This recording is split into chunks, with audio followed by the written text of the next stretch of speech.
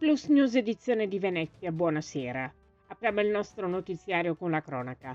Intervento dei vigili del fuoco intorno alle 12 di oggi, giovedì 24 luglio, per un incidente stradale che ha coinvolto due autovetture, di cui una ribaltata su un fianco, sull'autostrada A57 all'altezza del casello Mira-Oriago, in direzione Venezia. Due persone sono rimaste ferite. Le squadre dei vigili del fuoco, giunte con due autopompe, hanno messo in sicurezza i mezzi, mentre il personale sanitario del SUEM 118 prestava soccorso ad una donna con la figlia che erano all'interno del veicolo ribaltato, illeso invece il conducente dell'altro mezzo.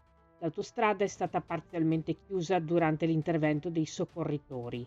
L'intervento dei vigili del fuoco è terminato poco dopo le 13. Ancora cronaca. È stata messa in galleggiamento e recuperata nel pomeriggio di oggi, giovedì 24 luglio, un'imbarcazione affondata stamattina nei pressi dell'isola di San Giorgio in alga. L'intervento è stato effettuato dai sommozzatori dei vigili del fuoco del nucleo regionale del Veneto, insieme alle squadre del comando di Venezia con due autopompe lagunari.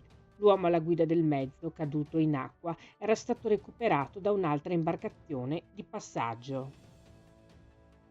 Cambiamo argomento. Dime, la piattaforma multicanale del Comune di Venezia, è un punto d'accesso privilegiato per l'offerta di servizi alla cittadinanza. La conferma ancora una volta arriva dai dati del primo semestre 2025 sui servizi erogati attraverso il canale digitale, il Contact Center unico al numero telefonico 041 041. In questi giorni è stato elaborato il report del primo semestre 2025.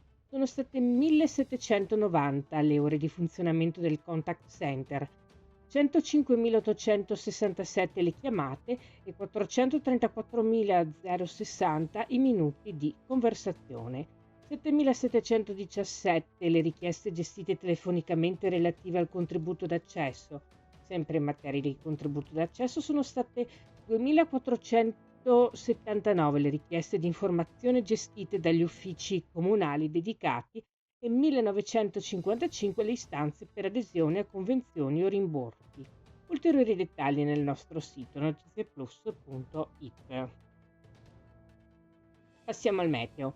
La Protezione Civile del Comune di Venezia informa che il Centro Funzionale Decentrato della Regione del Veneto ha emesso un avviso di criticità con allerta gialla per il rischio idrogeologico per temporali nel pomeriggio sera di oggi, giovedì 24, e domani, venerdì 25 luglio.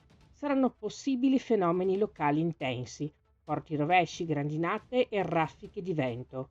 Si ricorda che in caso di previsione di vento forte o di dichiarazione della fase di preallarme per il rischio idrogeologico per temporali, allerta arancione, emessa dal Centro Funzionale Decentrato, le aree comunali a verde pubblico recintate saranno chiuse fino al termine dell'allerta meteo.